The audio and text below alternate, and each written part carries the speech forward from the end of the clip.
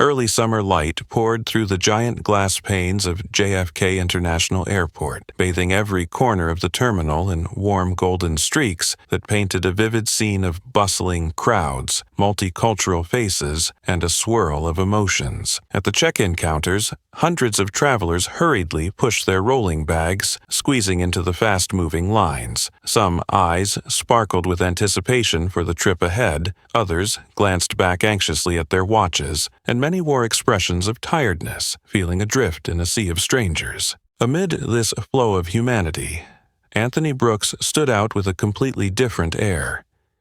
In his early 30s, his deep brown skin and sharply defined features were complemented by a calm, measured presence. His navy suit was impeccably pressed, his black leather shoes gleamed, and his haircut was precise. Every element of his appearance spoke of discipline and confidence. Yet, behind that composed facade, his eyes were razor-sharp, noting every tiny movement in his surroundings. In his left hand, he wheeled a compact suitcase, his index finger drumming lightly on the handle, a habit whenever tension crept in.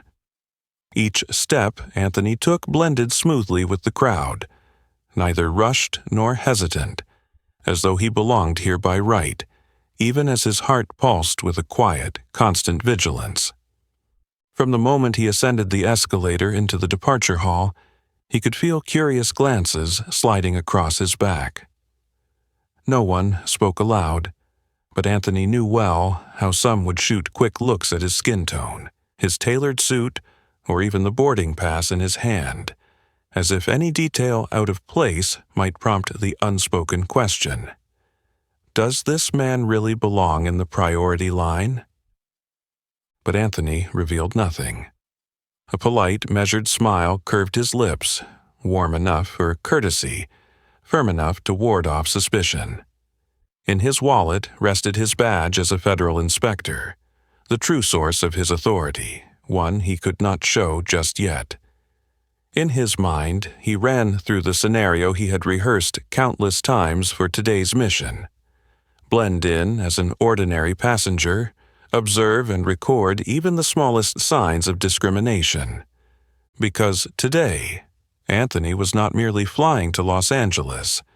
He carried the responsibility of an entire system hungry for change, to investigate, to document, and, if necessary, to spark a blaze of justice at the heart of American aviation.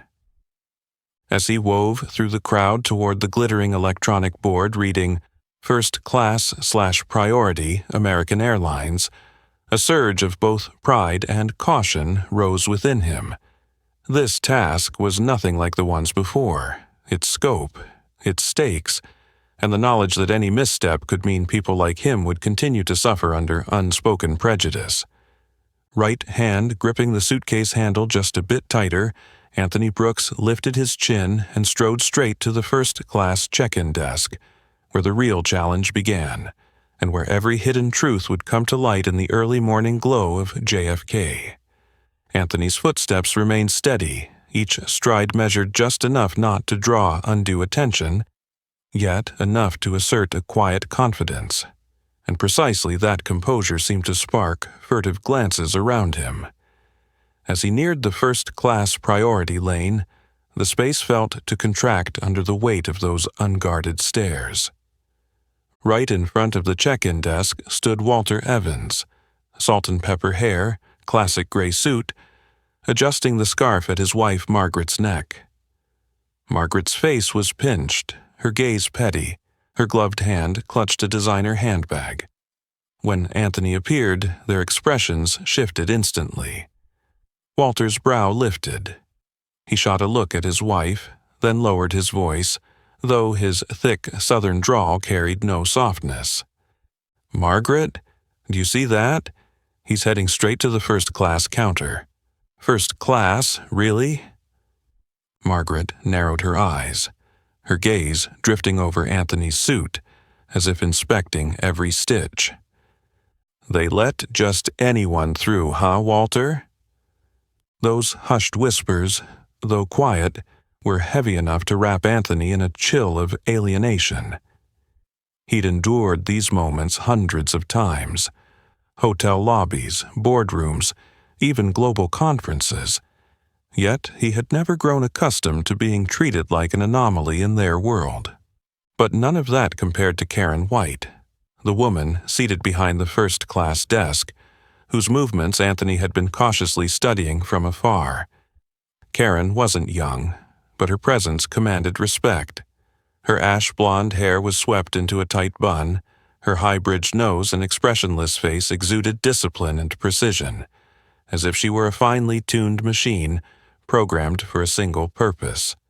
Controlling access to this exclusive space, she missed nothing. Karen's icy gray eyes flitted from passenger name tags down to their shoes, pausing on skin tone, facial expressions, even the way someone, like Anthony, approached the desk with an air of certainty but no privilege markers beyond a boarding pass. Karen White embodied the aviation industry's invisible wall that Anthony was tasked with pulling down. She never raised her voice or acted rude, but every question she asked, every glance she shot, whispered, "I know who belongs here, and you. I want proof you're not cheating the system." Before Anthony could even offer his boarding pass, Karen's gaze fixed on him. Her lips compressed to a thin line, one finger tapped lightly on the desk's surface. In a tone both polite and frosty, she spoke, "Good morning, sir. May I please see your boarding pass and identification?" Those few words were enough to draw every eye in the priority line to him. The atmosphere at the first-class desks suddenly froze. Passengers hovered, curious and judgmental in equal measure. Walter Evans smirked and leaned into his wife, whispering, "Looks like a mix-up. Wait for the show." Margaret nodded, her eyes locked on the pass Anthony extended, a look all too familiar to anyone who's ever had to prove they belong in spaces never meant for them. Anthony could feel the chill of prejudice, yet he did not falter. He returned a slight, assured smile, extending his boarding pass and ID with the assurance of a man used to standing firm in the storm. He knew the real test was only just beginning, and that Karen White's verdict would set off everything to come. In that moment, amid silent scrutiny and murmured judgments at the first-class counter, Anthony vowed to himself, "If they think I don't belong here, I'll show them what justice looks like in the iciest corner of privilege." Under the weight of those stares, Anthony held both documents out to Karen, forcing a polite smile even as his throat went dry. He knew this moment, when his skin color, his demeanor, and his confidence met the invisible filter of authority, would shape his entire experience that day. Karen took the boarding pass and ID by the very tips of her fingers, her movements unusually deliberate. Her eyes scanned from the name on the pass to the personal details printed below, and then, almost involuntarily, lingered on Anthony's face a heartbeat too long. That look wasn't routine. It was an intentional probe, an unspoken challenge. "Seat 3A, first class," Karen's voice rang out, pitched just high enough to shift from courtesy into scrutiny. "Are you certain, sir?" Anthony nodded, keeping his tone calm, perhaps even a touch more polite than necessary. "Yes, I booked it online and received an email confirmation." But Karen wasn't satisfied. She tilted her head, glanced at her screen, then returned her focus to the pass as though hunting for a small error. Anything to justify ejecting someone from this privileged lane. Her finger tapped lightly on the keyboard, typing his name and reservation code over and over, then flickering back to Anthony's face, testing him, judging him beyond what protocol required. Behind Anthony, impatience rippled through the line. A young businessman, Douglas Reed, stepped up next, his navy suit crisp, gold watch gleaming. He offered Karen a friendly grin, and she returned it with surprising warmth. "Welcome back, Mr. Reed. Enjoy your flight." The whole exchange took less than a second. Moments later, Susan Miller, the corporate chairwoman with gleaming blonde hair and oversized frames, approached. Karen barely glanced at her pass before handing it back. No questions, no extra ID requests. The contrast was a chill cut to the bone. Karen could smile, could be gracious, even warmly professional, but only to those she deemed worthy of privilege. For Anthony, every letter on his documents demanded scrutiny, verification, re-examination. A prolonged pause. Karen's gray eyes narrowed, as if trying to pierce through Anthony's confidence. "Are you traveling for business or leisure?" A seemingly innocent question, but to Anthony it carried an unspoken implication. Who even deserves first class? And why should that be you? He kept his answer terse, revealing nothing. "Business. My schedule was set last week." Karen nodded, her expression shifting from outward politeness to a cool calculation. In her mind, she was already entertaining theories. Was he truly qualified? Had he made a mistake? Was there some mix-up in the system? Though Anthony maintained his professional composure, he felt that cold, proud gaze, the invisible wall he'd come to challenge. A wall that needed no words, no justification, yet made him acutely aware of his outsider status at every second. Behind him, Walter Evans leaned toward his wife, whispering gleefully, "See? I told you. Let's see if he makes it through." A shiver of isolation crept through Anthony. He understood now more than ever. This silent interrogation was just the beginning. Each glance, each question, each meticulous check was part of an unspoken system that decided who could cross that invisible line and who would be left outside, judged by a cold smile or a dismissive nod. Today, Anthony realized, the ticket counter's unseen barrier didn't just separate boarding passes. It drew a clear line between those deemed worthy and those condemned to linger beyond, no matter how much they'd paid for the privilege. The invisible wall finally cracked when Karen, after a few more deliberate keystrokes, cross-checking every detail and silently gauging Anthony's reaction, at last nodded. Her eyes retreated as though conceding the point, but there wasn't a trace of goodwill in their cold gray depths. She placed his pass and ID on the counter with the same measured decisiveness, as if returning something that never belonged to him in the first place. "Everything checks out. Mr. Brooks, please proceed to the boarding gate," she said. No smile, no, "Have a nice flight," as she had offered the passengers before. Not even a glance as Anthony gently retrieved his documents. He heard a barely audible sigh from Mrs. Margaret Evans and a disappointed shake of her head, proof that she'd hoped for his failure. Anthony's first steps away from the desk felt weighted by a tangle of emotions. He sensed every gaze on his back, curiosity, doubt, judgment, and even the frustration and thinly veiled relief of those who believed he'd been caught by the system. Whispered murmurs followed in his wake. Times really have changed. I don't know how they're screening people these days.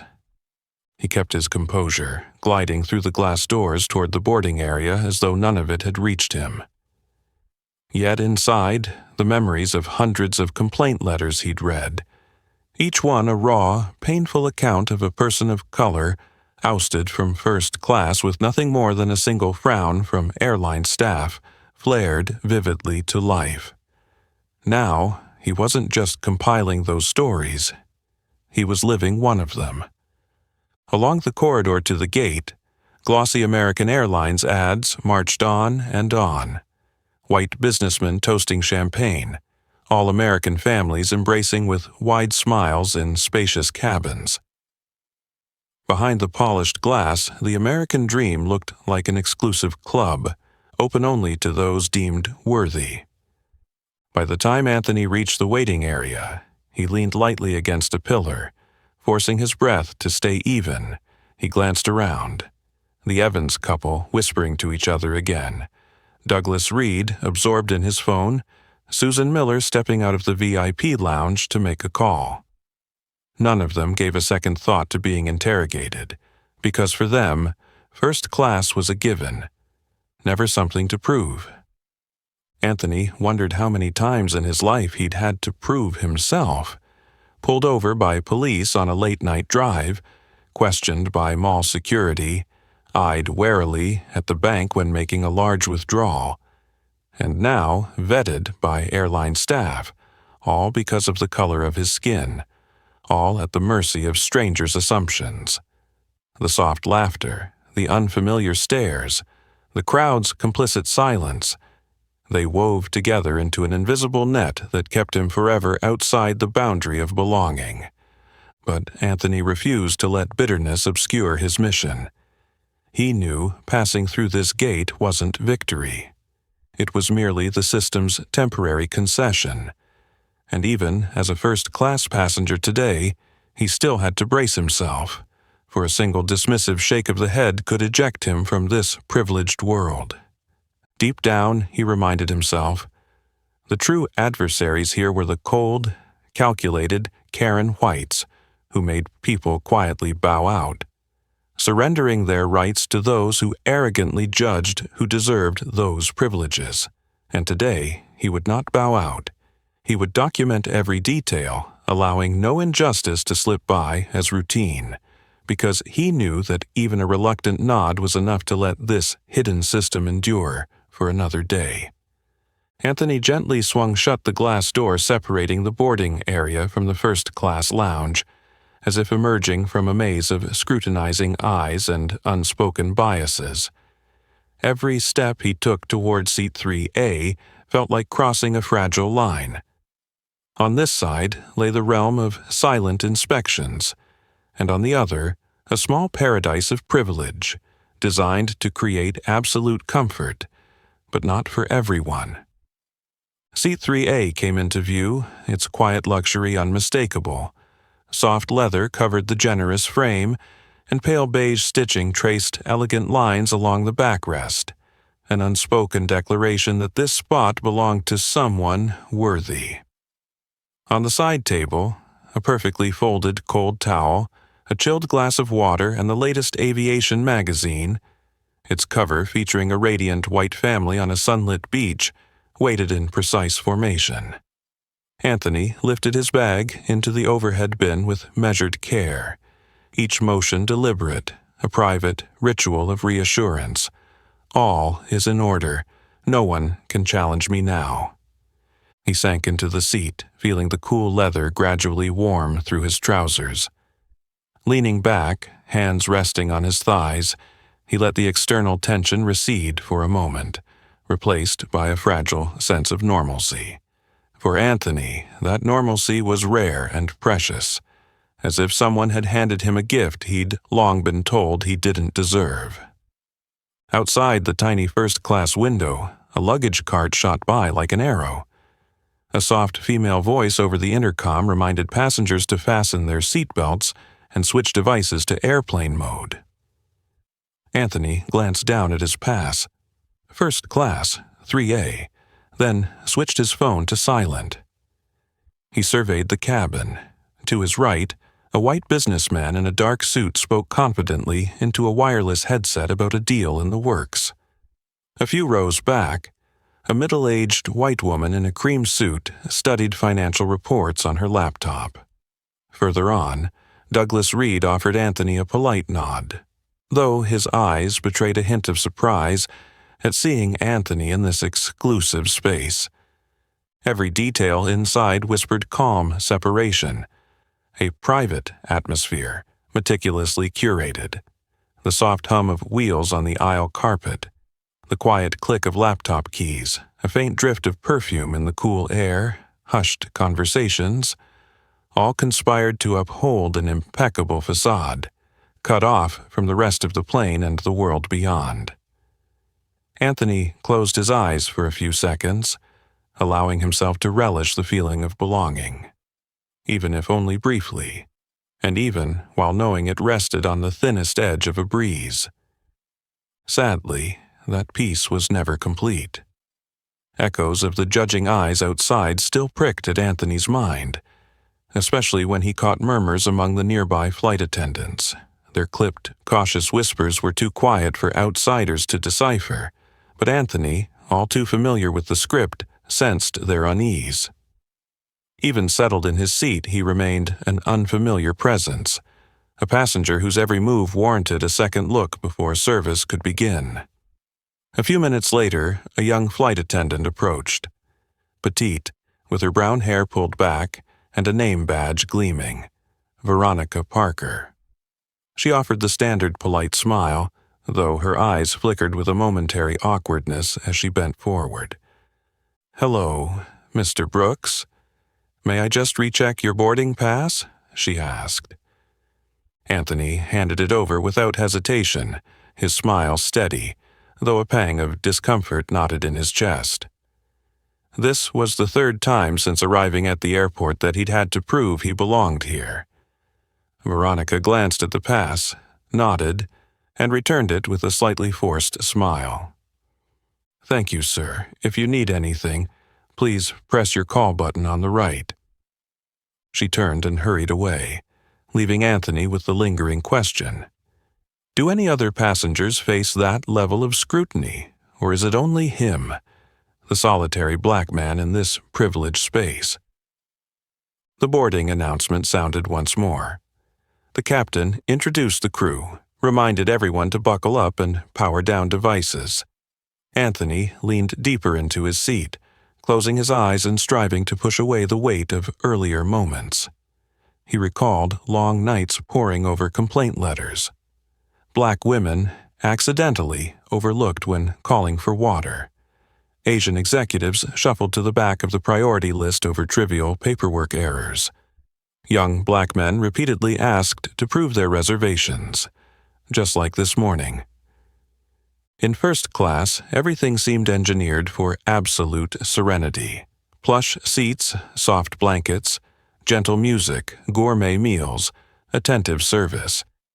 Yet for Anthony, that peace always carried an undercurrent of tension, a nameless anxiety that a single move by someone like Karen White or a system glitch could shatter it, turning him into the next social casualty. The hushed calm broke when Walter Evans, seated a few rows back, watched Anthony with thinly veiled scrutiny. He leaned toward his wife and whispered something, then sneered across the aisle. Walter poured himself wine, his gaze hunting for any sign of impropriety in the man before him. Anthony felt clearly that, though he'd passed every checkpoint, he had yet to cross the final boundary, unconditional acceptance by those who owned this power. Here, every polite nod from an attendant and every covert glance from another passenger tested his patience and resolve. Yet, in that very moment, Anthony realized he was not alone. Countless people of color shared this lonely journey, quietly bracing themselves to pass through layer after layer of privilege, simply to affirm a basic truth. They, too, deserved to belong, to find peace, to enjoy a fleeting normalcy in a world not made for them. He straightened his suit collar and reminded himself to stay vigilant, but also to hold on to pride in how far he'd come. Whatever storms lay ahead, whatever tensions lurked beneath this fragile calm, Anthony would remain resolute, like a small but unwavering flame in a space frozen by prejudice and privilege. And somewhere in the soft cabin light, he felt a silent message from those who'd walked this path before. Stay right here. Don't let anyone or anything push you out of the place you deserve. He did not yet know that the undercurrents beneath this temporary peace were already stirring. His presence, though a mere flicker of light, would soon shake the very foundations of a system that thought itself unchallengeable. And in each tranquil breath, the real storm waited, poised to break free at the first sign of resistance from across the invisible wall he had just crossed. The rare tranquility that had just begun to blossom in first class was torn apart like silk by the coarse hand of reality before Anthony could even fasten his seatbelt. He'd barely tilted his head toward the tiny window to steal a last moment of calm before takeoff when a sudden chill swept through the cabin. The space, already hushed by privilege, compressed into an invisible pressure as hurried footsteps thudded across the plush carpet. Anthony looked up to see Karen White flanked by Carla Barnes, the chief flight attendant, a Latina woman with sharp features, her dark hair pulled into a tight bun and eyes as cold as steel, marching down the aisle. Karen strode ahead, exuding authority, the passenger manifest clutched in her hand, her lips pressed so tightly they drained of color. Her gaze was resolute, even taking a grim satisfaction in confronting Anthony. Right behind her, Carla's eyes swept over each face before fixing on Anthony, the only black man in the cabin. Every move, every look, was calculated to send a clear message. They controlled this space, and every privilege, including any illusion of peace, depended on their decision. Karen stopped directly in front of Anthony, bypassing cordial greetings, her voice crisp and commanding, like an eviction notice. "Mr. Brooks, there's been a change to your reservation. You must move to the economy cabin." The first-class cabin froze. Anthony's hands clenched on his thighs, and Walter Evans' dark sunglasses slipped down his nose in shock. Susan Miller paused in mid-swipe on her iPad, her eyes narrowing, while Douglas Reed, mid-text, spun around, curiosity and a hint of glee lighting his face, as if he'd stumbled into a rare performance. In that instant, all sound seemed to vanish, except Anthony's own breath and his racing heartbeat. He met Karen's steel-gray eyes, feeling the deliberate chill of her challenge.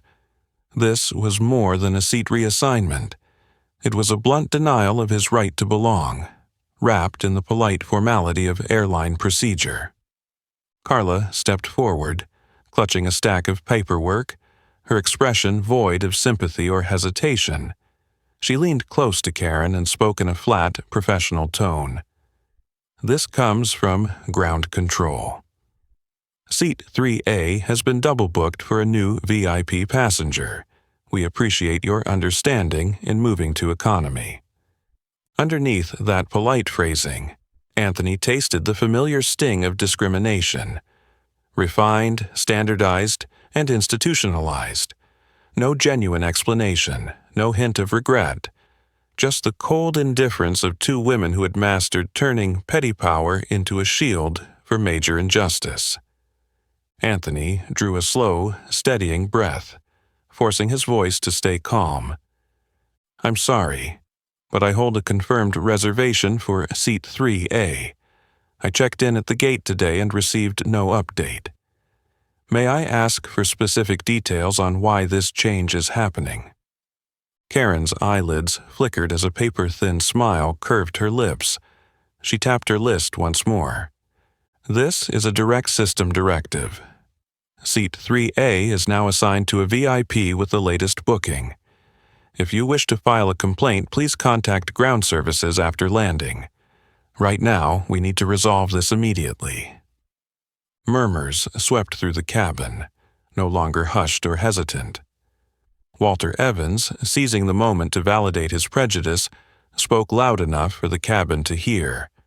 "I thought this system was too lenient. Turns out it can enforce the rules nicely." Douglas Reed leaned back, eyes sweeping the aisle in enjoyment, as though watching a rare spectacle in a place meant only for comfort and ease. A few others remained silent, but their approving glances and nods spoke volumes. Some even reached for their phones, ready to record. Heat crept beneath Anthony's skin. He knew all too well the humiliation of public rejection. Not with raised voices, but through the cold, precise execution of policy.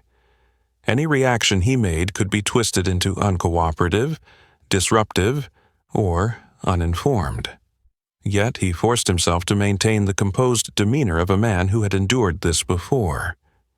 If this is truly a system issue, I need to see definitive proof of the double booking. Typically, when two passengers share a seat, the later booking is offered an alternative or compensation, not told to vacate. That's the standard procedure, ma'am. Anthony's voice was calm but firm, each word deliberate, a quiet warning. Karen exchanged a glance with Carla, briefly unsettled by his grasp of airline policy. She quickly regained her cold composure. "We are the authority here, Mr. Brooks. If you cannot comply, you may choose another flight." Her words slammed the door on any negotiation. Behind them lay an entire covert power structure, embodied by Karen, where every decision was wrapped in bureaucracy and protected by top-down orders, allowing any discriminatory or abusive act to be effortlessly rationalized. Carla Barnes stood impassive, her eyes shining with complicity. She had carried out orders like this countless times, once reassigning an Asian woman because a white passenger complained, once moving a Latino family for missing passenger information. To Carla, it was all procedure, blind obedience, and of course, the perfect alibi against responsibility. In those tense seconds, Anthony realized this was not simply about losing a seat. It was a display of power, a stark reminder to any outsider daring to enter this privileged realm. You can follow every rule, pay your fare, carry yourself flawlessly, but a single indifferent decision can drag you back to the place society has assigned you. Locked in that standoff, Anthony stored every detail in his mind, the contempt etched at the corners of their mouths, the calculating coldness in their eyes, the unspoken solidarity between these arbiters of privilege. He knew that, from this moment on, every development would serve as living proof of the silent injustice he, and millions like him, face every day. And as he rose, methodically gathering his small bag amid dozens of silent gazes, Anthony vowed the real storm had begun. This time, he would not let it pass in silence. A chill still lingered on the plush first-class carpet under Anthony's feet as he stood, his hands gripping the handle of his roller bag, as if to cling to the last ounce of dignity in a cabin full of half-approving, half-judging stares. Though forced into a corner, he chose to resist.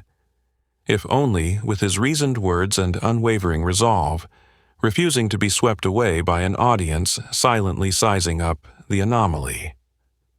Anthony looked Karen White straight in the eye, his voice calm, but each word ringing out into the tense hush. "I hold a valid ticket." Everything was confirmed multiple times, and I received no notice of any change. I'd like to see documentation or hear a reasonable explanation from the airline, not just an arbitrary order. Karen's lips pressed together, her expression unchanged as she glanced again at her manifest, an obvious formality. Beside her, Carla Barnes, the lead flight attendant, echoed her with equal chill.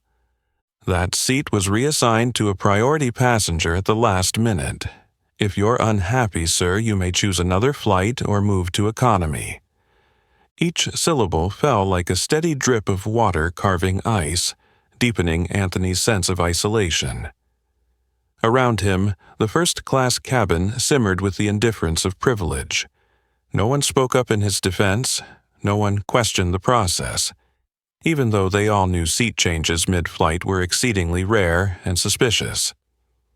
In that moment, Douglas Reed appeared in the aisle, a young white man in an expensive suit, striding confidently toward 3A. He paused, eyes flicking over Anthony's composed face, then shrugged and turned to Karen as if seeking her final approval. Karen offered him the polite smile Anthony had never received, bowed her head, and said, "Mr. Reed, here is your seat." Douglas slid into Anthony's place without a word, no courtesy, no acknowledgement, just the silent triumph of privilege, won not by raising a voice but by the existence of Karen White's and Carla Barnes's, ready to weaponize policy for the deserving few. Surrounded by that stunned quiet, Anthony felt smaller than ever. He wondered, if he raised his voice, would anyone defend him, or would they brand him a disturber to be removed? Worse, would his protest be twisted into a claim that he was uncooperative, or even a security threat, a scenario all too common for people of color in such situations? He drew a deep breath, determined to remain calm. Turning back to Karen, his tone low and precise as a blade, "I will not let this go unanswered. I will document every detail, every person involved, every action, every word, and lodge a formal complaint to the fullest extent. Not just for myself, but for countless other passengers who have suffered unjust treatment here." Karen said nothing. She lifted her radio to summon another attendant with his new ticket. Carla Barnes cast a quick, warning glance around the cabin, as if to tell anyone considering speaking up, "Stay out of this. Maintain order." A new attendant, Isabella, a young Latina, approached with Anthony's replacement boarding pass, her voice hesitant and avoiding eye contact. "Mr. Brooks, here is your new boarding pass. Please proceed to economy, seat 25B. The ordeal ended in cold bureaucracy, leaving only a bitter echo for those with empathy. No apology, no offer of compensation, not a shred of goodwill to soften the public humiliation witnessed by dozens." Anthony gathered his belongings and turned down the narrow aisle between the leather seats. Passing Walter and Margaret Evans, he heard their hushed whisper, "Finally, everything's back where it belongs." In that moment, Anthony recognized his defeat, not for lack of money, talent, or valid procedure, but because the system still chose to expel those it deemed unfit. Yet, he also realized that each such experience steeled his resolve. Resistance in solitude was not failure, but the first step toward exposing the truth. As he exited the first-class cabin, leaving behind victorious, satisfied glances, he vowed, "I will return. Not just as a passenger, but as someone determined to dismantle your fortress of privilege." Each heavy step down that aisle carried him forward with purpose. He knew he was only one man, but if no one spoke out, the Karens, the Carlas, and the Douglases would keep replaying this injustice indefinitely, turning first class into an unassailable stronghold of entitlement, and leaving behind an ocean of unfairness no one dared to mention. As soon as Anthony stepped out of the first-class enclave's icy domain, he found himself crammed into a completely different world. Seat 25B, a cramped middle seat, wedged between an Asian young man absorbed in his handheld game and a Latina woman furiously texting, offered no acknowledgement of his presence or awkward gaze. His roller bag hastily stowed overhead, Anthony bent forward just enough to wrinkle his jacket, and in that moment the earlier chill returned. Not the cabin air's cold, but the loneliness of someone stripped of even the basic right to blend in among a crowd accustomed to injustice. Where others might feel humiliation or raw pain, Anthony's emotions coalesced into a quiet chill. He set his small backpack at his feet, pulled out his phone, and decided to turn this setback into an opportunity, a chance to see the system's true face through the lens of a seasoned investigator. He opened his Notes app and began typing details with the precision of someone who'd spent years writing 100-page reports. Time forced, seat change, 9:14 a.m. Staff involved, Karen White, gate agent, Carla Barnes, chief flight attendant, Veronica. Parker, first-class attendant, witness. Replacement passenger, Douglas Reed. Reason given, priority passenger, last-minute system change, no documentation, no compensation. Service attitude, no apology, no further explanation, no offer of assistance. Cabin witnesses, Walter and Margaret Evans, Susan Miller. As he logged each point, Anthony observed the attendants around him. He spotted Veronica Parker, who checked him in earlier, hurrying past the economy seats, her gaze skirting away from him. Though silent, her discomfort spoke volumes. The system required no explicit orders, just silence, complicity, and fear of implication to keep injustice running like clockwork. Then he noticed, a few rows ahead, a well-mannered black woman in her 50s with neatly braided hair asking an attendant for a blanket. Her voice was gentle, polite, but the young white attendant merely nodded without turning, then proceeded to serve water to 2 white passengers in the same row. The woman shrank back into her seat until a white young man beside her spoke up.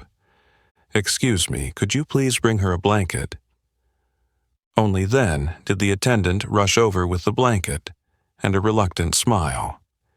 Anthony recorded every detail, color-coding each action, requesting passenger skin tone, black. Attendant serving, white. Initial reaction, ignored. Response after white passenger's prompt, immediate compliance. With a silent sigh, Anthony recognized that the greatest injustice wasn't overt blows, but these accidental oversights. Small gestures repeated daily until the excluded began to internalize their own supposed burdens. He continued categorizing violations: discriminatory service, ignoring requests from passengers of color, no explanation for seat changes, no apology or compensation. For each, he jotted a brief note on the attendant's expression: hesitation or whispered exchange, details unnoticed by most but vital evidence for a veteran investigator. In economy, passengers rush, tire, and jostle. Priority is a luxury nobody can claim. Yet here, those tiny injustices shone brightest. White passengers still received ready smiles and prompt help, while those like him, or the elderly woman, waited or were brushed off with vague excuses. Anthony snapped photos of key moments and recorded attendants' voices responding to requests, all stored in a secure, encrypted folder for potential use in formal proceedings. From time to time, he caught Veronica Parker's eyes as she circled through economy. She clearly looked uneasy, torn between guilt and fear of being implicated if she spoke up. She'd glance at him, then quickly look away, as if afraid someone would notice her silent solidarity with the special passenger she'd demoted. The engines droned on. Conversations mingled with children's cries. Anthony blended into the swirling mix but watched every second without missing a detail. On this flight, no one enjoyed special treatment, but injustice had clear tiers. White travelers still got service without hesitation, while people of color endured delays or rejections for flimsy reasons. Later, when the crew served meals, he saw another scene. A Latin passenger 2 rows back asked twice for water with no response. Only after the white man beside him waved did the attendant dash over with water and a cheerful apology. Once he'd logged those observations, Anthony closed his eyes for a moment, letting the din of economy wash away his anger. He knew it was these seemingly trivial omissions that built the strongest walls of injustice. The way people accepted them, and the way the system functioned without a flaw, was exactly what he had to expose. He recalled a black pilot friend's words: "Justice isn't a headline-grabbing lawsuit. It's every little truth pulled from darkness into the light." Cramped in economy, a steely determination filled Anthony's heart. Even alone, he would not let these moments vanish into silence. Every glance, Every deliberate oversight would become hard evidence to unmask the aviation industry's bias. Ahead, more injustices were bound to unfold, but this time he would document them all. Not just for himself, but for the millions who still live under privilege's invisible shadow and the silence it demands. While Anthony diligently recorded his observations, the hum of economy class around him became almost a chaotic soundtrack. Yet he felt his heartbeat slow and steady, no longer racing like it had when he'd been expelled from first class. Then, unexpectedly, the flight crew made a move that neither the cabin nor the airline system had anticipated, and it would change everything. About 40 minutes after takeoff from JFK, once the aircraft had leveled off and most passengers had settled into the routine of a long flight, some sleeping, some watching movies, others working, Anthony noticed unusual activity at the rear of the cabin. At first, it was hushed whispers among the flight attendants. Then he saw a tall figure striding down the aisle. It was Captain Richard Harding, an Irish-American known for his fairness and principles, wearing his pilot's dress shirt, no jacket, his dark brown hair flecked with gray, his expression composed yet resolute. He was accompanied by Lourdes Ramirez, the Latina lead flight attendant, whose face showed equal parts seriousness and concern. They stopped right at Anthony's row. The captain's presence immediately drew curious glances. Whispers turned to murmured questions. Why was the captain personally seeking out an economy passenger? Lourdes leaned in slightly, her voice low but firm, so as not to draw undue attention. "Mr. Brooks, Captain Harding would like to speak with you privately about your seating situation. Would you please come with us?" Anthony exchanged a quick look with the young Latina attendant beside him, then nodded and stood, prompting surprised stares from his fellow passengers. In his mind he wondered, is this damage control by the airline or another test? He followed Harding and Ramirez through the curtain into the galley, a space reserved for crew. Captain Harding got straight to the point, his deep blue eyes fixed on Anthony, his voice rich with experience and sincerity. "Mr. Brooks, I've been informed about the seat reassignment incident in first class. I want to hear directly from you. What really happened?" Calmly, Anthony recounted every detail. Karen White's suspicious stare at the boarding desk, Carla Barnes's cold, coded removal gestures, Douglas Reed confidently occupying his seat, and the unfair service disparities he'd just documented in economy. Harding listened intently, never interrupting, only occasionally glancing at Lourdes to confirm specifics. When Anthony finished, the captain exhaled, frustration etched on his face. Under airline policy and federal law, a passenger with a confirmed seat who is already seated may only be moved in emergencies or for compelling reasons, and must always receive a clear explanation and appropriate compensation. What you've described is unacceptable. Lourdes added softly, "We've just rechecked the system. There was no priority change or technical issue. This reassignment violated standard procedures." Anthony fell silent, a deep doubt stirring. This was no system glitch or double booking. It was a deliberate decision. And now, even the crew dared to acknowledge it. Leaning closer, Harding lowered his voice so only the three of them could hear. "On behalf of the crew, I sincerely apologize for this terrible experience. I will do everything in my power to restore your rightful seat immediately. We still have an empty first-class seat, 5C. We cordially invite you to return there, and we will note your complaint in our report to headquarters." Lourdes promptly produced a new boarding pass clearly marked First Class, 5C, and handed it to Anthony. Her eyes conveyed an unspoken promise. This isn't the end. Anthony nodded in thanks, though questions raced through his mind. What motivated this sudden reversal? Did they realize you were someone important, or were they simply afraid the incident would be exposed? Who alerted the captain? Another passenger or a crew member whose conscience was pricked? As he returned to first class, Anthony felt astonished stares from the attendants, especially Veronica Parker, whose hands now gripped her service pad nervously. Mr. Evans's mouth hung open in disbelief, while Mrs. Evans bit her lip in vexation. Seat 5C, near the rear of first class, still offered the usual luxury: fine leather, the meticulously folded towel. But Anthony sensed the atmosphere had shifted. Service gestures became meticulous, tentative, even overly cautious. A flight attendant appeared almost immediately to ask about his meal and drink preferences. A cold glass of champagne arrived as a thin apology. Anthony recognized this for what it was: a rushed fix that couldn't mask the crew's unease.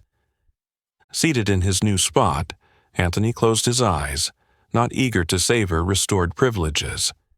He tapped a new note into his phone. Event: restored to first-class seat after 40 minutes by intervention of Captain Richard. Harding and lead flight attendant Lourdes Ramirez. Crew attitude: shifted from indifferent to guarded, circumspect. Impression: what truly drove this change? Cover-up, fear of complaint, or conscience? Back in the cabin, Karen White had vanished since takeoff. Carla Barnes kept her head down, avoiding Anthony's gaze. Douglas Reed immersed himself in his laptop, and Mr. Evans continued to sneer in disbelief. Though his rights had been reinstated, Anthony couldn't shake the nagging thought: will justice really prevail? Or was this performance a mere patch to cover deep, systemic cracks? He knew this incident would be only the beginning of a chain reaction, and this time he was determined to push it further than ever before. The moment Anthony settled into seat 5C, he realized the first-class cabin's atmosphere had shattered its initial calm. The air now felt taut, like a stretched string. Every gesture by the crew measured and cautious, as though their every word and movement were under an invisible microscope. His unexpected return, escorted personally by the captain and lead flight attendant, had dropped a pebble into a still pond, rippling doubt through both the crew and the regular first-class passengers. Veronica Parker was the first to approach him. Her face betrayed exhaustion and confusion, dark circles under her eyes hinting at a sleepless night or the lingering guilt since boarding.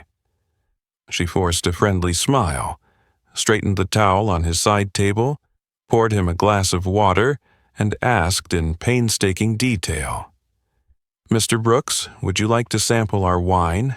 For lunch, we have salmon and steak. What would you prefer?" Her contrived cordiality didn't fool Anthony, who recognized it for what it was: fear. The fear of an internal complaint, the fear of an investigation that could cost jobs. When Veronica returned with his meal tray, her hand trembled. At that same moment, a heated whisper drifted through the thin galley curtain. "You were the one who told me to kick him out of 3A. I was just following Karen's orders. Avoid trouble. So, what do we do now that he's back? Stay calm. As long as he doesn't make a fuss, we can still recover." Anthony froze, silverware in hand, and recognized the voices of Veronica and Carla Barnes, the very crew members behind his removal. Through the gap in the curtain, he saw Veronica's panic and Carla's forced composure as she searched for a way out.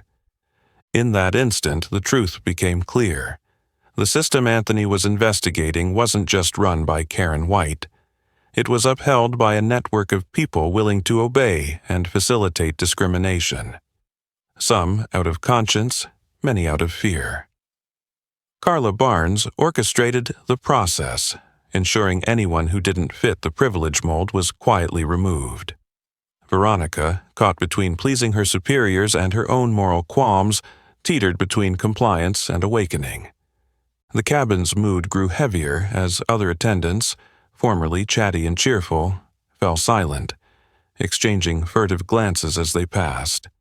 They avoided Anthony's eyes, pretending to focus on their duties. Even Walter Evans, who'd initially smirked at Anthony's demotion, now sat awkwardly, his discomfort betrayed by furtive glances. Anthony inhaled slowly and reopened his notes app. Veronica Parker. Sudden, anxious overcompensation. Internal conflict clear. Carla Barnes. Coordinated to avoid trouble. Shielding the covert discriminatory. System. Crew reaction. Silent, evasive, on edge. Cabin atmosphere. Stifled, unnatural. A powder keg ready to ignite if a formal. Complaint broke the fragile peace. As he noted each observation, he caught Veronica's gaze lingering on him a beat too long. In that instant, she seemed poised to speak, but then forced a shaky smile and slipped away. Outside the window, the sky was a flawless blue, but inside first class, a storm was gathering. Schemes, deception, and suspicion swirled around him. Anthony understood that in this seemingly perfect space, the veneer of professionalism was the easiest thing to shatter when confronted with the truth. He resolved that every action he took from here on would be a test. Could this system withstand exposure, or would conscience, or the fear of justice, compel someone like Veronica to break the cycle and stand up for what's right? In the corner of the cabin, Carla Barnes peered through the curtain at him, eyes full of dread, as though every move he made threatened to ignite the scandal they'd all worked so hard to hide. Anthony was no longer just an outsider, he was the game changer. He knew this fight wasn't just about reclaiming a first-class seat, but about ripping away the veil over an entire system. Who ordered the removal? Who abetted it? And who among them would dare face the truth? In that first-class cabin, the real storm was on the horizon, waiting for a single spark of conscience or the roar of a public complaint to break into a full-blown clash between justice and privilege. The taut atmosphere in first class hadn't even settled when a major crisis erupted, throwing the entire cabin into chaos beyond anything the airline had planned. In that moment, the system's hidden negligence and bias were exposed with brutal clarity. Nothing remained hidden. During the meal service, just as the elegant trays had been set down, a scream cut through the tense silence. Frankie Watson, a middle-aged, successful white man, suddenly shoved his meal tray aside and lunged toward his wife, Linda Watson, who sat curled in her seat, her face ghostly pale as she clutched at her throat. "She's allergic to nuts. I told you. Why did you serve this? She can't breathe. Somebody help her." His shout ripped through the cabin's uneasy calm. Linda gasped for air but grew weaker by the second, her lips turning blue as her breathing became ragged. Nearby, passengers recoiled or covered their mouths in horror, but Anthony, trained in basic first aid, sprang to his feet and rushed forward alongside an elderly man who identified himself as a doctor. "Does anyone have an EpiPen?" Anthony yelled, scanning the rows. Veronica, the young flight attendant serving at the moment, spun around toward the first aid kit, her fingers trembling as she fumbled with the drawer. I think we have one. Carla, where's the key?" Carla Barnes appeared, her face ashen, clearly blindsided by this emergency. She steadied herself and dashed to help Veronica, rifling through medical boxes in a panic. "Everyone, step back, clear a path for the doctor." For a heartbeat, time froze. Anthony knelt beside Linda, checked her pulse, and confirmed she was in anaphylactic shock. Sweat beaded his forehead as seconds stretched on. Just then, a young Asian American passenger behind him shouted, "I have an EpiPen, let me get it." Moments later, the injection was administered into Linda's thigh. Her breathing eased, her pulse steadied, though tears and sobs rattled from her frantic husband. "What kind of operation is this? We told you about her allergy from the start. Without help, my wife would have died mid-flight." The cabin fell silent. Passengers who had earlier regarded Anthony as an outsider now looked at him with gratitude, surprise, and shame. As for the crew, this crisis laid bare a horrific reality. Their service system was lax, they lacked proper medical training, and, most disturbingly, they implicitly prioritized favored passengers over anyone else in need of urgent care. Veronica dropped her head into her hands, stunned, while Carla stammered an explanation to Captain Harding, who had rushed over. I told the galley to double-check. I don't know how this happened." Harding's stern voice cut through. "Notify ground medical services in Los Angeles immediately. File a full incident report, and this must never happen again." But to Anthony, the truth ran deeper than any report. He'd observed the negligence firsthand. Veronica had ignored Linda's polite allergy reminder before the meal. Carla focused solely on maintaining order, overlooking Frankie's initial panic. And above all, the crew had only reacted swiftly when white or high-status passengers intervened. This medical emergency fully exposed first class's dark side: loose protocols, inadequate training, and a culture that assumes only certain passengers deserve prompt attention, while others are mere inconveniences. Anthony sighed and added to his investigative journal, "Medical emergency. Passenger Linda Watson suffered anaphylactic shock. Cabin crew. Delayed response until other passengers and I intervened. Crew reaction: flustered, fragmented, passing blame. Evidence of bias.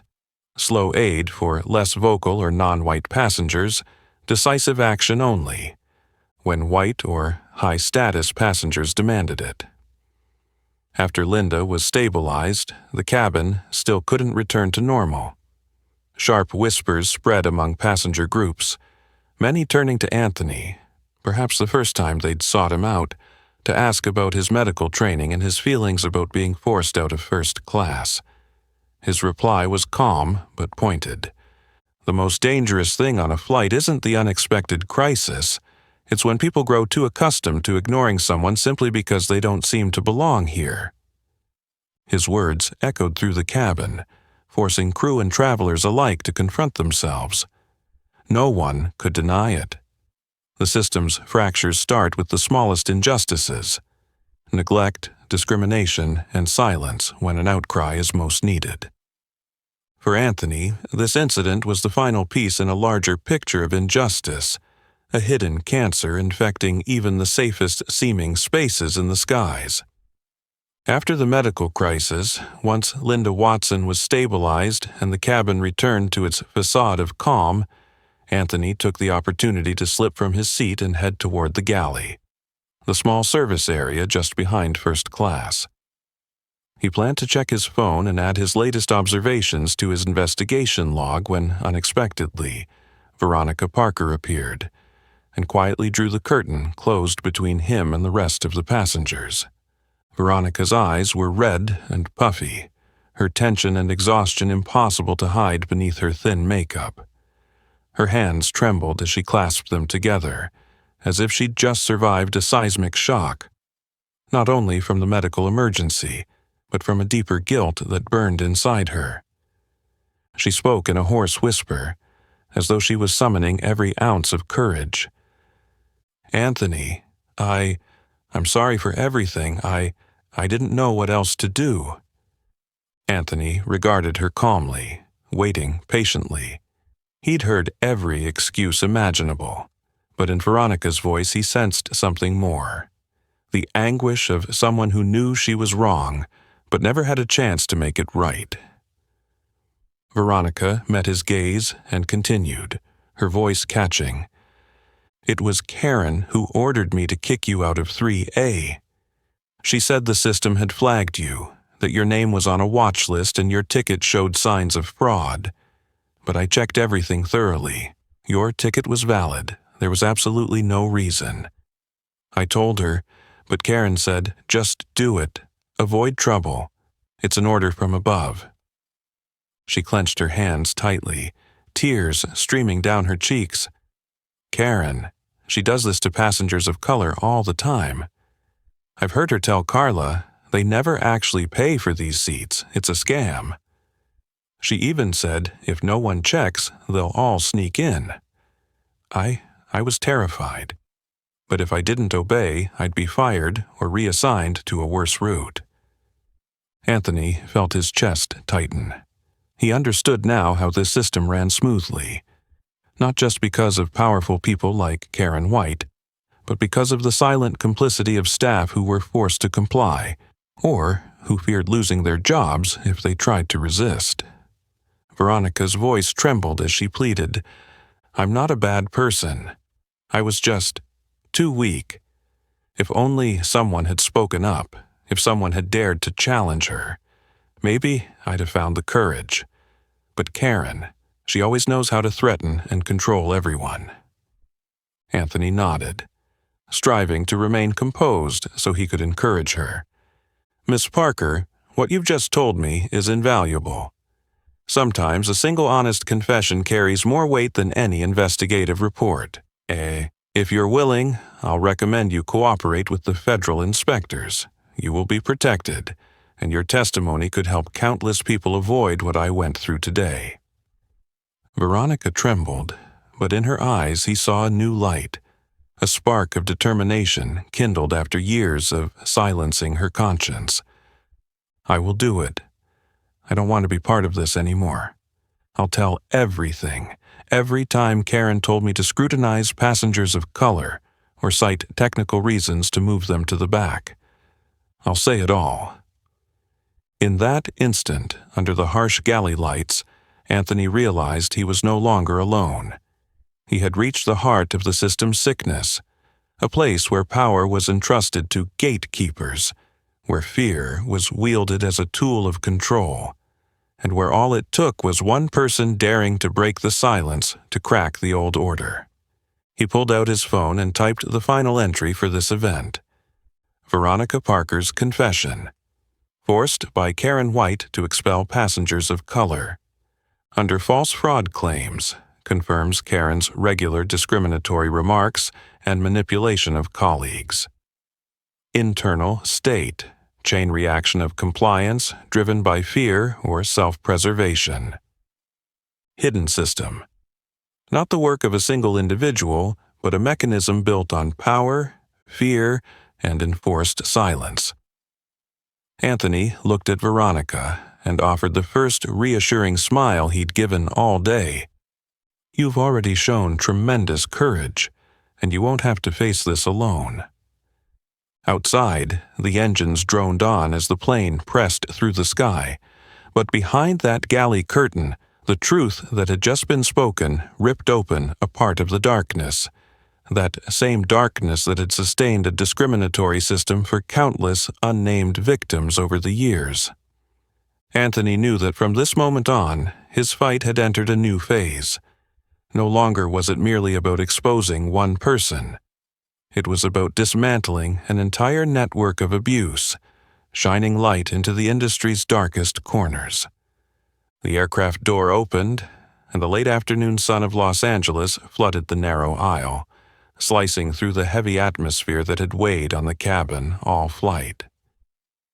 Anthony rose, straightened his navy blazer, and packed his carry-on with decisive, cold precision.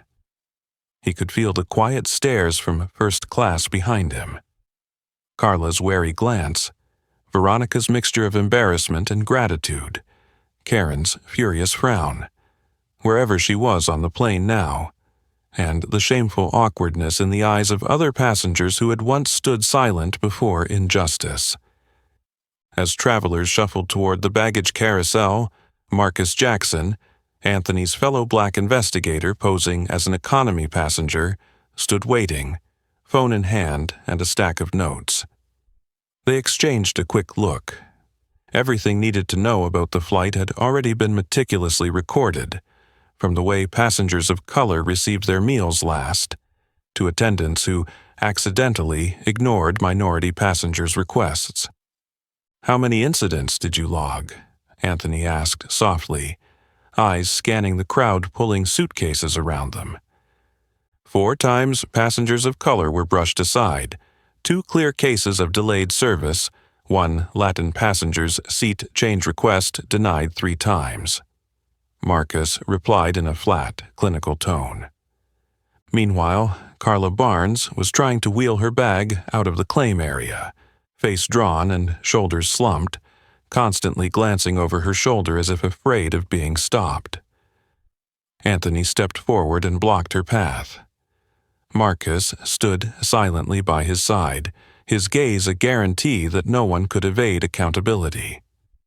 "Miss Barnes, I need to speak with you," Anthony said calmly but firmly, his voice carrying enough authority that the nearby passengers halted and looked on curiously.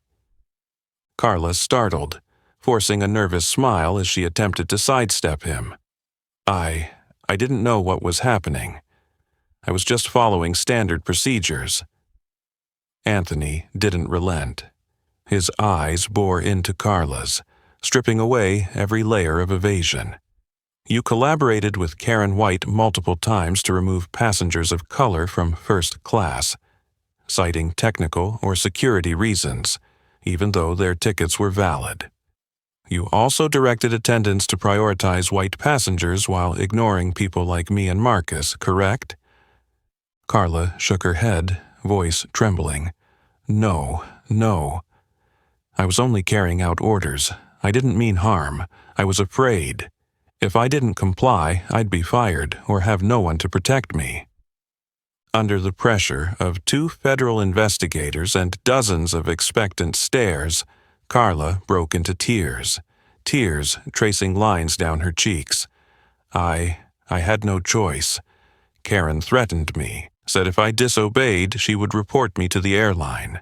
I was always terrified. I never wanted to hurt anyone." Anthony maintained his steady tone, each word precise, unforgiving. "I'm recording your statement, but you must understand.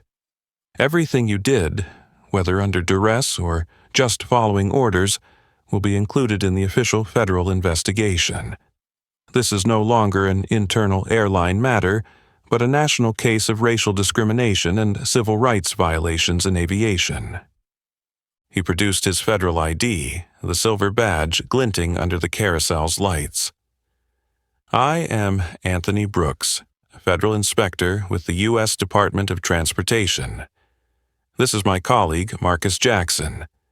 Everything that happened on this flight, your testimony, Veronica Parker's testimony, every action by Karen White, will be evidence in the report sent to headquarters. If you wish to protect yourself, cooperate fully. Otherwise, any further evasion or dishonesty will only increase your liability." Carla stood frozen, legs trembling, eyes wide as though staring into an abyss. Years of silent compliance and fear had nowhere left to hide. After a moment's silence, she nodded, tears welling again. "I will cooperate. I will tell the whole truth. Just please, don't let me be the only one held accountable." Anthony offered a slight nod. That was all he needed, not personal revenge, but the complete exposure of a deeply flawed system that had consigned hundreds, even thousands, to the shadows simply because of their race or station. Marcus glanced at Anthony, pride and conviction in his eyes. They had crossed from covert inquiry into a public fight for justice and truth. The crowd quietly dispersed, leaving 3 figures standing in the harsh white and blue glare of the baggage carousel, where the truth had finally been named, and fear had been stripped away with no pretense left to protect it. The early summer heat of Los Angeles had never felt so frigid to those seated in the closed-door conference room on the top floor of American Airlines' Southwest Regional Headquarters. Late the night before, once the passengers had dispersed, Anthony and Marcus returned to their hotel and quietly organized every note, every piece of evidence, witness statements, clandestine audio of galley conversations, short videos of passenger reactions, service logs pulled from the airline system. Not a single detail was overlooked. At dawn, they entered the boardroom, set up for a private briefing, but no one on management's side could have anticipated that this would be the start of the biggest media and behind-the-scenes storm the airline had seen in years. Two regional executives, Joseph Peterson, the famously cautious salt-and-pepper-haired manager, and Andrea Lee, the sharp-eyed vice president whose worry couldn't be concealed, sat waiting, flanked by the airline's legal advisors. Anthony began by showing his federal inspector credentials and providing a brief overview of his clandestine assignment. Marcus then methodically presented the evidence. Time-stamped charts comparing service delays by passenger skin tone, statistics on unjustified seat reassignments, Veronica Parker's written statement, Carla Barnes's recorded confession, images of past complaints the airline had buried, and a timeline of prior incidents involving Karen White mistreating people of color. The air in the room turned dense. Joseph Peterson's knuckles whitened as he gripped the table edge, his face flushing from ashen to scarlet. Andrea Lee exchanged a quick glance with the legal team, but as Marcus displayed Karen's discriminatory remarks and the trending hashtags, Justice on the plane, equal skies, flooding social media, panic took hold. Anthony spoke with measured calm, each sentence a surgical strike that peeled away the airline's layers of pretense. We don't just have evidence from this single flight. In your own data, discrimination has recurred in countless forms, from seat reassignments and service delays to concocted technical or security excuses. Your own employees, those willing to cooperate, have confirmed it. Last night, I heard Veronica Parker's confession. This morning, Carla Barnes's testimony was recorded under the supervision of a Department of Transportation representative. All of it will become part of the official record, Marcus added, pointing to a timeline diagram. This is no longer an isolated incident or one individual's wrongdoing. It's a systemic failure, a cover-up spanning years. We demand that Karen White be suspended immediately, that you launch a comprehensive internal investigation into discriminatory practices, and that you cooperate unconditionally with the Department of Transportation and federal civil rights authorities. Joseph and Andrea sat speechless. After a hurried exchange of glances, Joseph rose and announced with reluctant gravity, "We will place Ms. White on immediate leave and fully cooperate with your investigation. Should you require any further documentation, the airline will provide it without delay. We do not tolerate any form of discrimination." Though his words carried reluctance, Anthony and Marcus understood that, at this juncture, management had no alternative. Online, clips of Anthony's forced downgrade went viral. Activists' calls for accountability and hashtags. Justice for all passengers, hashtag no more Karen. I stand with Anthony, soared to the top of the trending charts. In the days that followed, the media whirlwind intensified. Reporters from CNN, ABC, and the New York Times clamored for interviews. Key witnesses, especially Veronica, appeared on camera. Anxious but resolute, recounting how Karen White routinely ordered extra scrutiny of passengers of color and bullied colleagues. Carla's tearful testimony further exposed a culture of silent compliance, fear, and privilege protection. The Department of Transportation swiftly launched a sweeping industry-wide probe, mandating that airlines review hiring, training, oversight, and complaint handling processes. American Airlines found itself at risk of losing major contracts and facing multi-million-dollar penalties unless it undertook thorough reforms. Behind the scenes, Anthony and Marcus coordinated with federal legal teams, finalizing the report and gathering supplementary statements from staff and passengers who'd suffered injustice. For the first time in years, dozens of flight attendants and ground personnel stepped forward to share first-hand accounts of discrimination they or their colleagues had witnessed. Across social media, campaigns for transparency and anti-discrimination in aviation exploded nationwide. People recognized that one individual's courage, combined with community solidarity, can topple even the most entrenched bastions of privilege and prejudice. After countless tense nights, Anthony stared at his email inbox overflowing with messages of thanks, shared experiences, and encouragement. From ordinary people, from vulnerable passengers, and from civil rights advocates. He knew this fight would not end with a single investigative report. It had ignited a fire in society, and the truth could never again be buried, no matter how hard the entrenched powers tried. A system had been unmasked before justice, but the road ahead to reclaim fairness, transparency, and dignity in America's skies remained long, and Anthony Brooks, Marcus Jackson, and all who had dared to speak up would never back down. The sweltering early summer air at Los Angeles seemed colder than ever to those gathered in the windowless boardroom atop American Airlines' Southwest Regional Headquarters. Late into the night, once the passengers had dispersed, Anthony and Marcus returned to their hotel and meticulously organized every note, every piece of evidence, witness statements, the covert galley recordings, short videos capturing passenger reactions, service logs pulled from the airline's own system. Not a single detail was overlooked. Before dawn the next morning, they entered the glass-walled conference room, prepared for a closed-door session. But no one on the airline's executive team could have guessed it would launch the largest media storm in years. Seated behind the long table were Joseph Peterson, the salt-and-pepper-haired regional director known for his caution, and Andrea Lee, the sharp-eyed vice president whose anxiety was barely masked. Two in-house legal counsels flanked them. Anthony began by flashing his federal inspector badge and briefing the group on his covert assignment. Marcus calmly presented the evidence.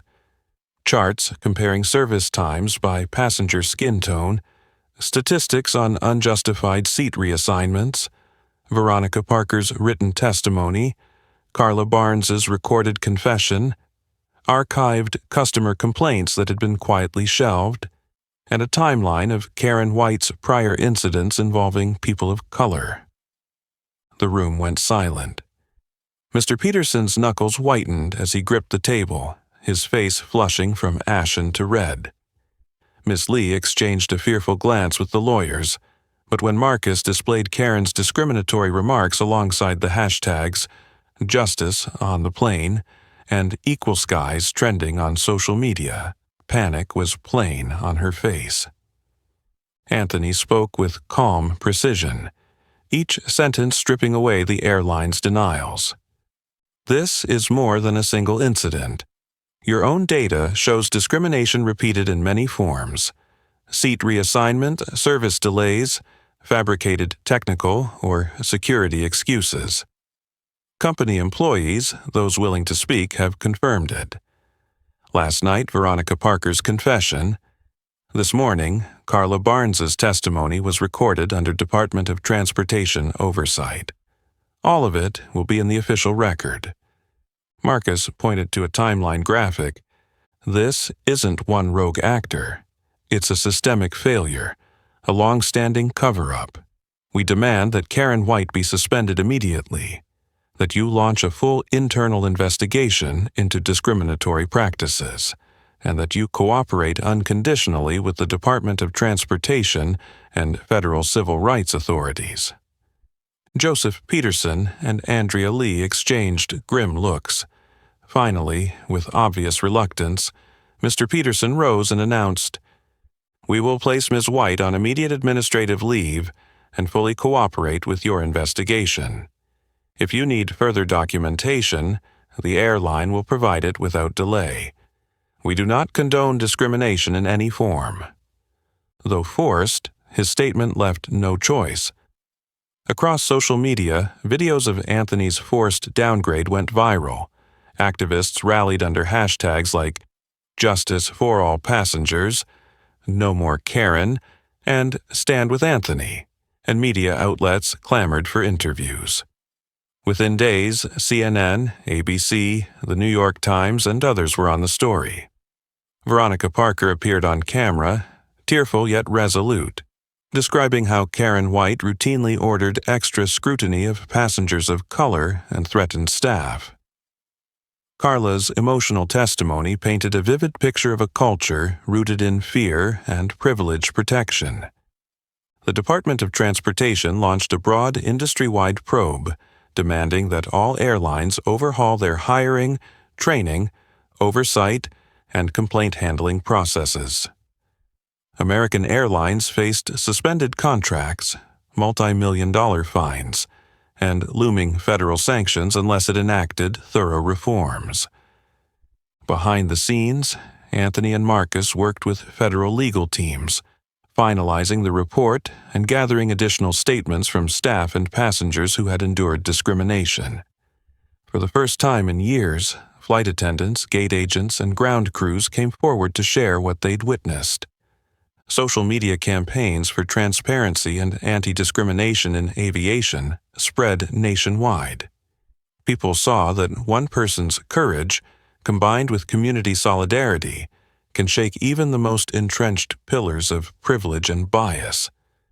After many tense nights, Anthony checked his inbox to find messages of thanks and shared experiences, from everyday travelers, from vulnerable passengers, and from civil rights advocates. He knew this fight wouldn't end with one investigation. It had ignited a movement, and the truth could never be buried again, no matter how fiercely the old guard resisted. A system had been unmasked before justice, but the road to restoring fairness, transparency, and dignity in America's skies lay ahead. Anthony Brooks and Marcus Jackson, and all who had dared to speak up, would never back down. A few weeks after the storm broke, the Department of Transportation's announcement dominated headlines. American Airlines was officially fined $2 million for civil rights violations and failure to comply with federal anti-discrimination statutes. Beyond the penalty, the DOT ordered an immediate, company-wide retraining of all staff, flight attendants, ground personnel, and management, on bias awareness, customer care, complaint handling, and anti-racism. In airport lounges and boarding gates nationwide, the slogans "Number Equal Skies" and "Number No More." Karen became a rallying cry, not only for the humiliated, but for a rebirth of accountability. Karen White was terminated. Her long history of complaints, internal investigations, and passenger grievances left the airline no choice. Carla Barnes, despite her tears and confession, was demoted and placed under special supervision. Spared dismissal, but barred from advancement unless she underwent complete ethical retraining. In contrast, Veronica Parker, the young flight attendant who had survived immense pressure and broken her silence, was publicly commended by both the DOT and airline leadership for her courage. Promoted to cabin service mentor, she was enrolled in leadership training and became a symbol of how remorse can be transformed into a force for change. On television and at press conferences, she recounted the moment she decided to speak out. "I realized that if I stayed silent, I was part of the problem. I knew that if no one spoke up, nobody would ever be protected." The Watson family filed a civil suit against American Airlines for negligence, and passenger rights groups pressured the entire industry to revise health and safety protocols. Their lawsuit intensified industry-wide scrutiny, fearing a domino effect of legal challenges. For Anthony Brooks, this was more than a personal victory. He became a quiet emblem for millions of people of color, those who have endured exclusion and humiliation in spaces presumed reserved for the in crowd. Yet he remained true to his low-profile style, continuing his mission as the silent guardian, investigating, overseeing, and reforming public transportation and essential services. On a crisp autumn morning, Anthony passed through O'Hare's security checkpoint, wheeling his carry-on in a crisp suit, his eyes bright with a newfound conviction. As he approached the first-class check-in, the former bastion of privilege and cold scrutiny, a young Asian-American attendant greeted him with a sincere smile and a respectful bow. "Welcome, Mr. Brooks. Are you ready for first class today?" No more wary glances, no more questioning looks, just genuine courtesy and respect. It was a small, simple miracle, one he understood had been forged by his own uncompromising courage and that of countless others. Anthony glanced back at the bustling crowd, noticing the same mixture of anticipation, hesitancy, and yearning in many faces. Faces like his once was. He knew the spark he'd helped ignite would continue to spread, beyond flights and airports, growing into a force that no entrenched power could resist. His stride was steady, his shoulders squared, eyes fixed ahead. In his heart, he carried not loneliness or outrage, but pride and faith. When enough people stand together, justice will be heard, and no Karen can ever extinguish the flame of truth and conscience. That is the greatest reward for those who dare to do what is right, and the promise of a sky that truly welcomes everyone. If you found this story meaningful, please like, share with your friends, and subscribe to join us for more stories of justice, courage, and social change.